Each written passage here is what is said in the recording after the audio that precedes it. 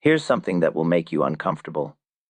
95% of traders lose money not because they lack intelligence, but because they trade like amateurs while believing they're professionals. You've felt it, haven't you?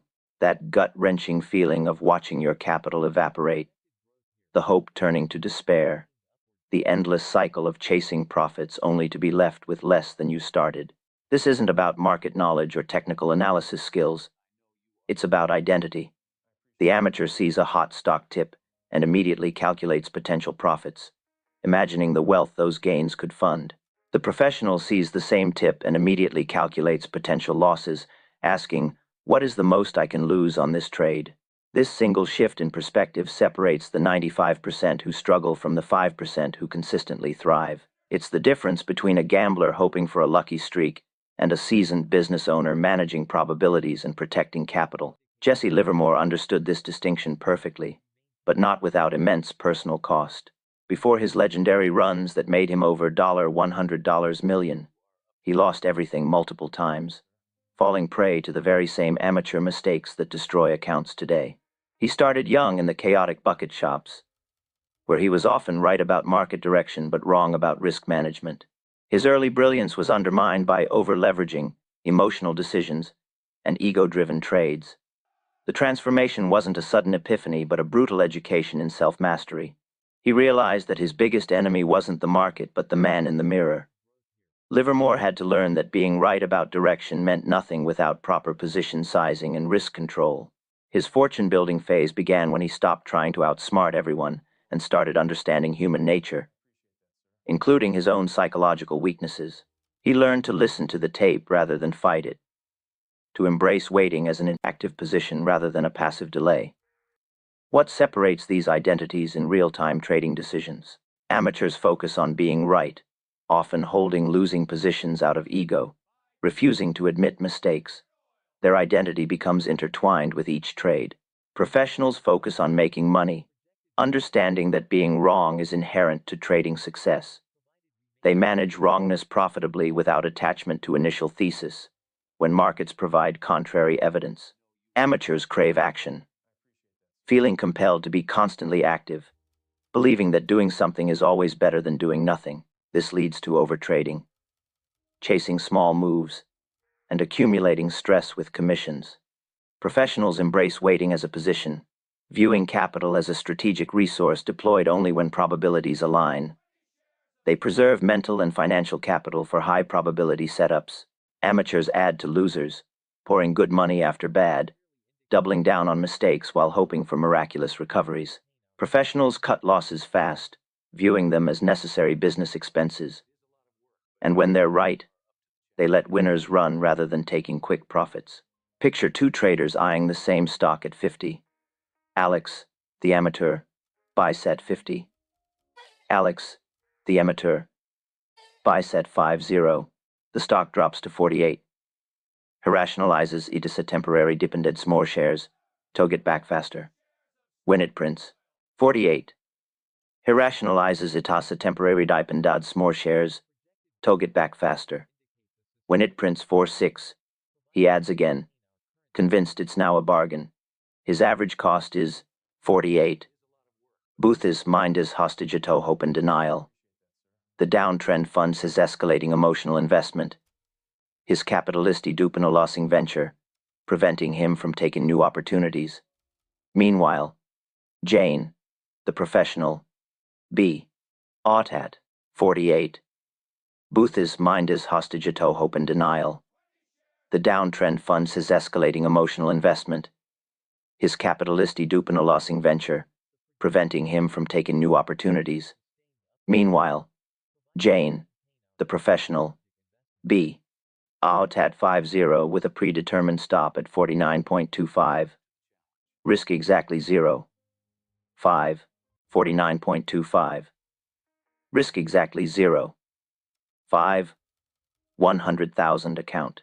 When the stock hit $51 on strong volume, confirming her analysis, she added a half unit and lifted her original stop to break even. Her risk was predefined, her emotions stable, and her decision-making remained clear. She wasn't hoping. She was executing a tested strategy based on market confirmation. rather than personal opinion. The amateur's comfort zone becomes the professional's danger zone. When everyone discusses a stock, when trades feel obvious, when setups seem too easy, amateurs get excited while professionals get cautious. Conversely, when setups look scary, when they contradict conventional wisdom, when they require buying higher than most think reasonable, professionals often find their best opportunities. This psychological reversal creates the foundation for consistent profitability. The crowd is usually wrong at turning points because they react to what already happened rather than anticipate what might happen next. But here's where it gets counterintuitive. The top 5% follow 5 specific rules that seem backward to most traders. These rules violate every natural human inclination. The desire for immediate gratification, fear of missing out, and the ego's need to be right. The first rule alone will challenge everything you think you know about position sizing, revealing that smaller positions mean survival, and survival enables compound growth. The second rule will show you why your biggest winners often start as your most uncomfortable trades. The stocks that feel safe have already moved. The ones that feel dangerous often represent the beginning of major trends. The third rule demands cutting losses immediately without emotion. The fourth teaches pyramiding winners rather than averaging losers. The fifth reveals how to read the tape at pivotal points for optimal timing. The amateur's comfort zone is the professional's danger zone. Keep watching in 2 minutes. You'll discover why the safest buy is often higher, not lower, and how professionals use confirmation rather than hope to time their entries. The first hidden rule destroys the amateur's dream of getting rich quick. The top 5% risk far less per trade than you think possible. While amateurs risk 10–20% per position hoping for massive gains, professionals rarely risk more than 1–2% of their capital on any single trade. This isn't conservative trading. It's survival mathematics disguised as strategy. The amateur believes bigger bets mean bigger profits, but the professional knows that smaller bets mean longer survival, and longer survival means compound growth. The difference between these approaches determines who builds lasting wealth versus who experiences spectacular blow-ups followed by devastating recoveries that never quite reach previous highs. Your position size is your lifeline, not your lottery ticket. Jesse Livermore learned this lesson through brutal experience that cost him everything he had built. In 1907, at the peak of his early success, he was worth over $3 million. An astronomical sum equivalent over $3 million. An astronomical sum equivalent over 100 million today. He had conquered the bucket shops, made legendary calls on market direction, and seemed unstoppable. His analytical brilliance was matched only by his growing confidence in his own infallibility. Yet within months, he lost it all because his position sizes were too large relative to his capital. One bad streak, a series of overconfident trades where he bet too much on each idea, wiped out years of accumulated profits. The market didn't care about his previous success or his track record. It only cared about the mathematics of risk and ruin. When he rebuilt his fortune in subsequent years, everything changed. He never again risked more than 10% on his highest conviction trades, and typically risked just 2–3% per position. This wasn't timidity. It was wisdom earned through devastating loss. The transformation from reckless sizing to disciplined risk management marked the difference between his early boom-bust cycles and his later sustained wealth accumulation. Here's the mathematics that amateurs consistently miss. The cold numerical reality that separates survivors from casualties. If you lose 50% of your capital, you don't need a 50% gain to recover. You need a 100% gain just to break even. That's double what you lost, not half. The asymmetry gets worse as losses deepen. Lose 70%, and you need a 233% gain to recover. Lose 90%, and you need a staggering 900% gain to get back to break even. The deeper the hole, the steeper and more improbable the climb becomes.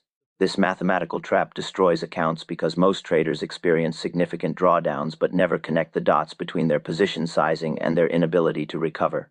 They focus on finding better setups or improving their win rate, when the real problem is risking too much on each individual trade. The math doesn't lie, and it doesn't forgive. Consider this scenario that illustrates the power of proper sizing in action. Trader A risks 20% per trade with a 60% win rate and 2-to-1 reward to risk ratio. On paper, this looks profitable with positive expectancy. Trader B risks just 2% per trade with identical statistics. Both traders have the same analytical skills, same market timing, same everything except position size. After 100 trades, Trader A will likely be bankrupt despite the seemingly favorable statistics, while Trader B will be consistently profitable and growing capital steadily. The difference isn't skill or market knowledge. It's the mathematical reality of sequence risk and drawdown recovery. Trader A cannot survive the inevitable losing streaks that occur even with 60% win rates. 3 consecutive losses cost him 48.8% of his account, requiring a 95% gain just to recover. Trader B can weather 10 consecutive losses and still have 82% of his capital intact. Same edge, different position size, completely different outcomes. On Ashenta 3000 accounting professional sizing principles, risking 102,103,000 professional sizing principles, risking 102,000 maximum loss per trade. You open your initial position with 500 risk, exactly half your maximum. This conservative start allows for addition if the trade moves favorably. Add 500 risk, exactly half your maximum. This conservative start allows for additions if the trade moves favorably. Add 300 risk at +1R when the trade shows profit and confirms your analysis. Add another 200 risk at +2 if momentum continues. Your total risk across all tranches remains 200 risk at +2 if momentum continues. Your total risk across all tranches remains set, null, exactly 1% of your account. If the trend collapses after your additions, you can scratch the trade or take a small gain because your average entry improved with each add. If the trade runs 4-5R, your position size sits largely on house money, funded by unrealized profits rather than initial capital. The professional's maxim captures this philosophy perfectly. Your stop is the price of admission, not a prayer. Position size equals dollar risk divided by stop distance. No exceptions. If your predetermined stop is 1, 20 away from your entry and you're willing to risk 1, 20 away from your entry and you willing to risk 7, 50 on this trade, you buy exactly 625 shares. When price hits the stop, you lose exactly 750. When the trade runs 3 in your favor, you make 750. When the trade runs 3 in your favor, you make 2,250 before any additions. This disciplined approach connects directly to why professionals feel safer buying higher with confirmation rather than lower on hope. When you know your maximum loss with mathematical precision, when you've sized your position to survive being wrong, you can act without the paralyzing fear that destroys amateur decision-making. The amateur who risks 15% on a sure thing cannot afford to be wrong, creating psychological pressure that leads to poor execution. The professional who risks 1% can afford multiple consecutive losses without significant capital and damage, enabling clear thinking and patient execution. This freedom from fear creates the mental space necessary for reading market signals accurately and timing entries with confirmation rather than hope. The second rule challenges conventional wisdom and exposes a truth that destroys amateur accounts. The safest buy is often higher, not lower. Amateurs chase falling prices and buy hope, believing they're getting bargains when stocks decline. Professionals wait for confirmation and buy strength, understanding that higher prices often represent the beginning of sustained moves rather than missed opportunities. This shift rewires everything about risk management and profit maximization. The amateur sees a stock drop from 85 to 85 to 75 and thinks, discount. The professional sees the same stock break above $87 with volume and thinks, confirmation. One approach buys weakness hoping for recovery. The other buys strength expecting continuation. Because you've learned to size small from our first rule, you can now afford to wait for this confirmation without fear of missing out. Your 1% risk per trade gives you the luxury of patience that amateur-sized positions never allow. Jesse Livermore discovered this principle during his legendary cotton coup of 1908. A trade that became famous not just for its profits, but for its psychological difficulty. Every natural instinct screamed at him, not to short cotton when it was already declining from previous highs. It felt too obvious. Too late. Like chasing a move that had already happened. The amateur voice whispered that he was paying too much, that he should wait for a bounce to get a better entry. But his systematic approach, refined through devastating losses, demanded confirmation through time and volume, rather than comfort through contrarian positioning. He watched cotton continue its decline with expanding volume and lengthening time frames, confirming that supply was overwhelming demand at every level. That uncomfortable trade, the one that violated every bargain hunting instinct, netted him over $1 million, because he waited for the market to prove him right, rather than trying to predict where it might turn. The lesson transcends cotton markets. The market must hire you before you start working.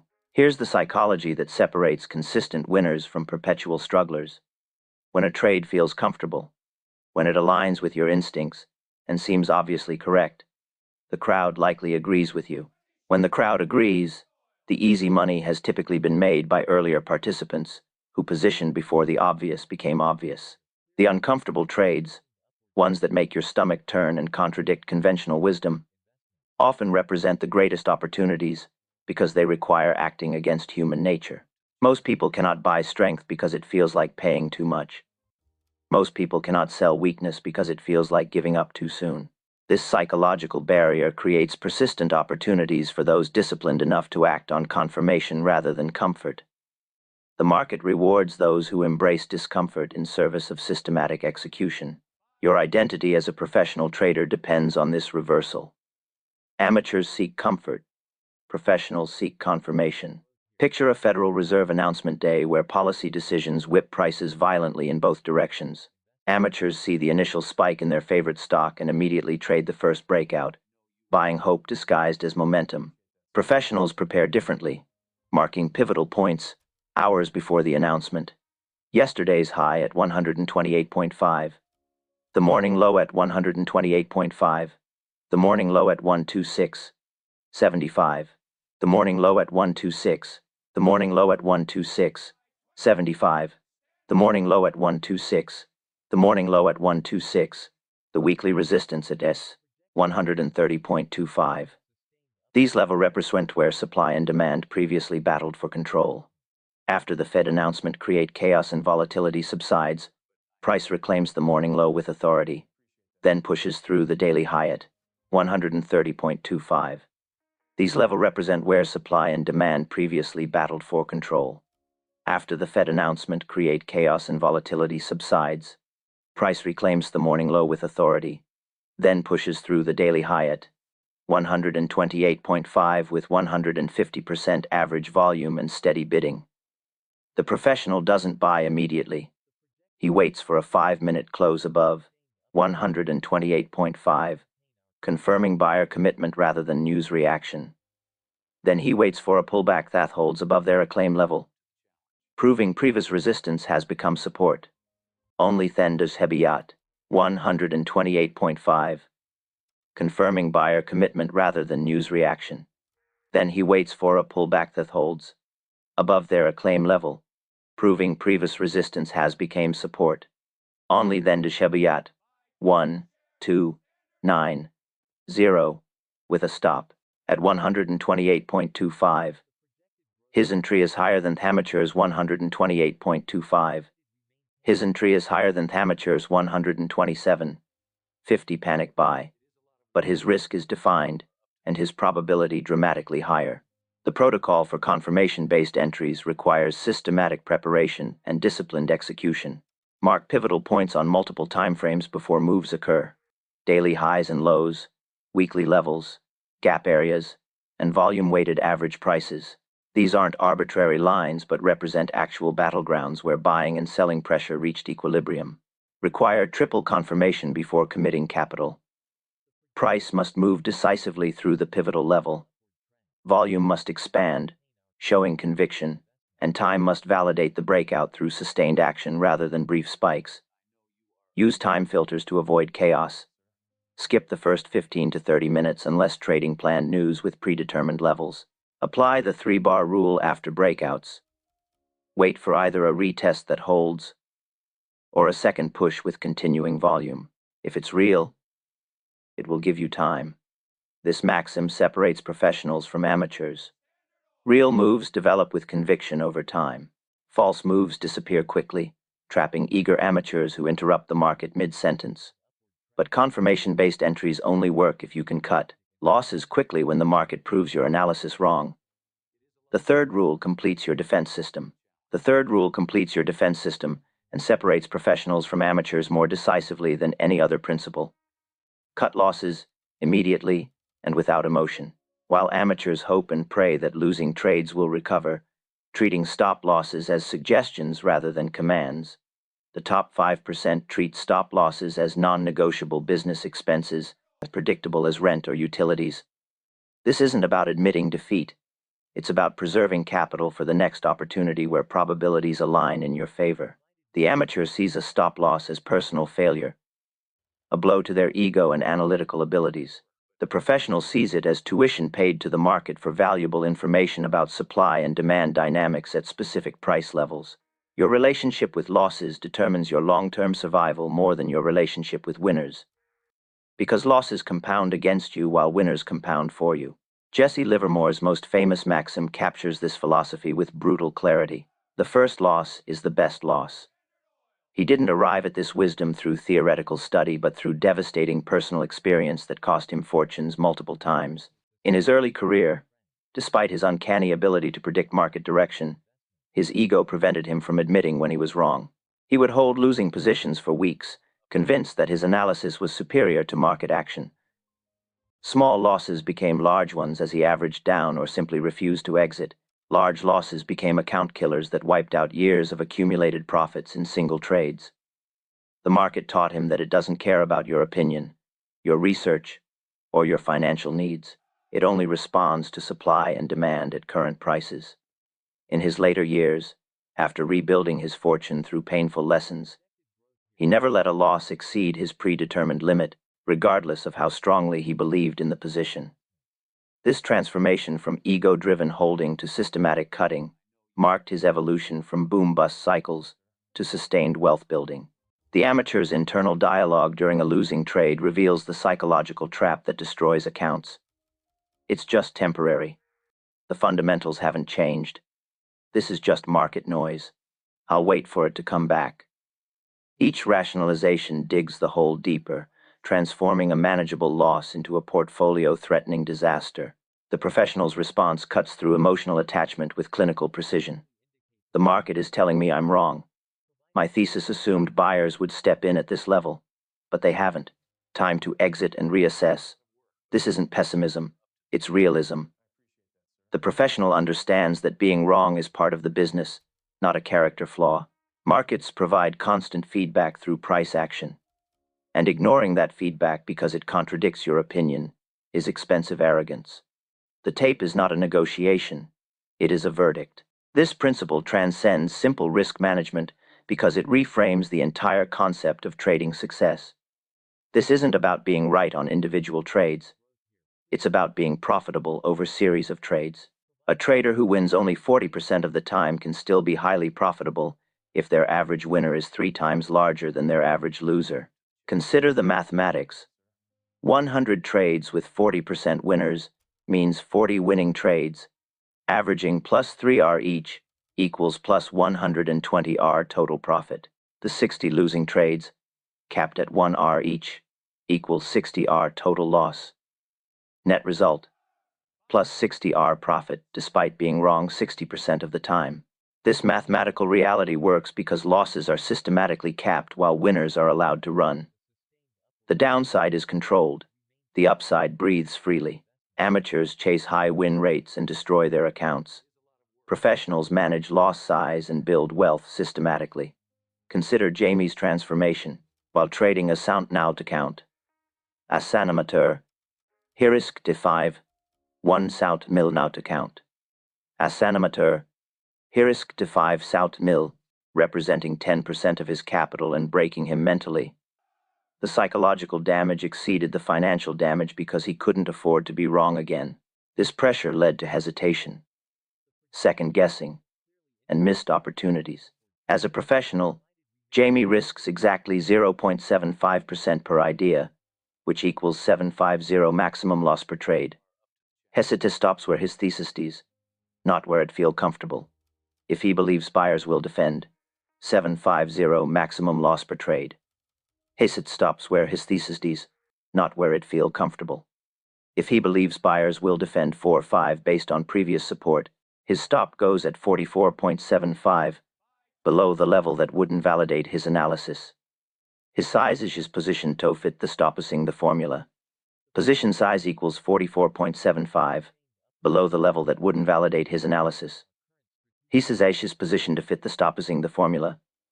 Position size equals 750 divided by stop distance. If his entry is 4.7 and his stop is 4.7 and his stop is 4.475, the stop distance is 2.25, so he buys 333 shares. When price hits 2.25, so he buys 333 shares. When price hits 4.475, he loses exactly $750, preserves 99.25% of his capital, and moves to the next opportunity without emotional baggage. Installing your kill switch requires systematic protocols that remove emotion from loss-cutting decisions. Define 1R as 0.5 to 1% of your total equity, ensuring consistency across all trades.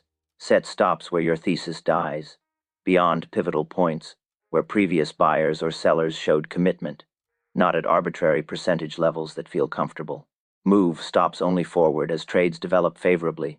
Never widen them to accommodate hope. Implement a daily kill switch. Stop trading when you're down 2R for the day, preventing emotional revenge trading. Apply a weekly kill switch.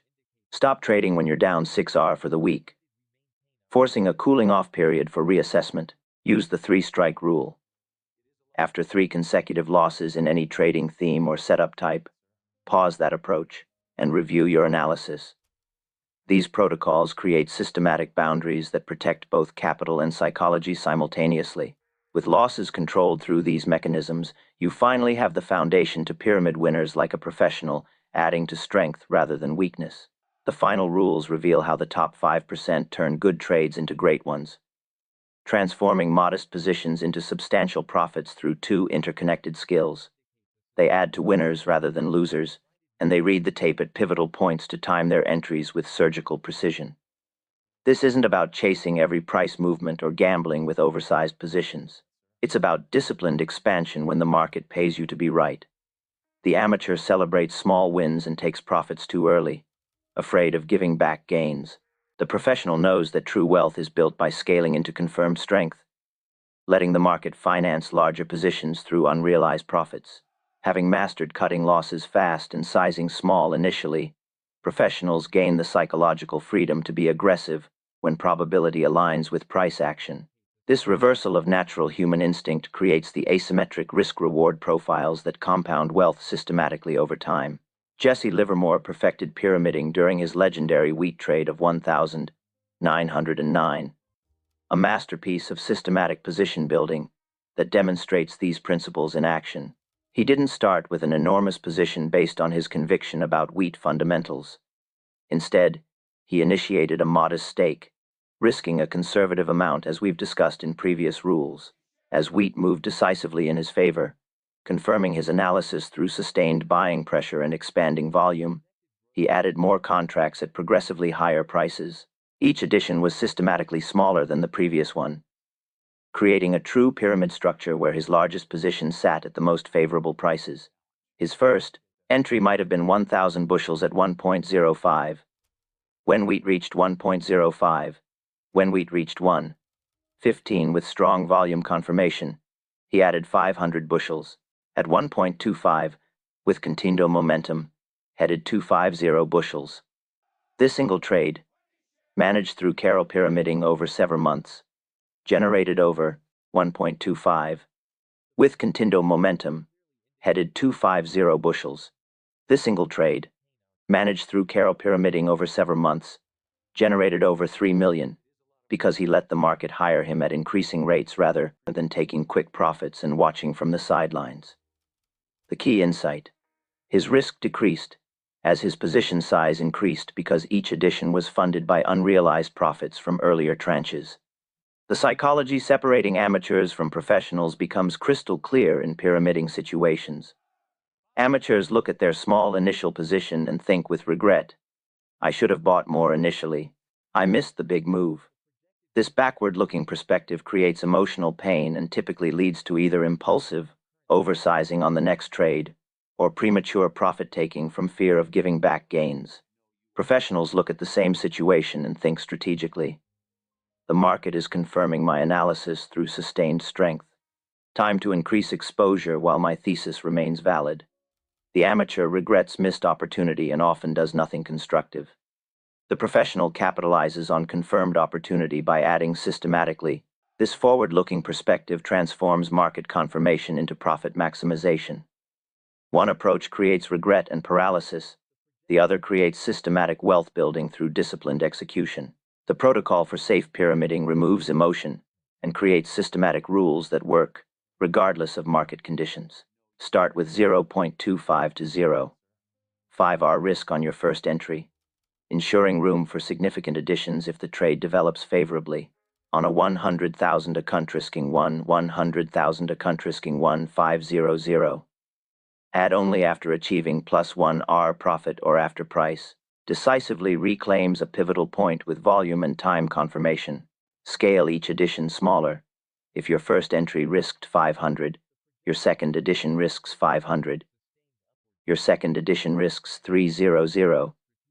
Your third risks $200.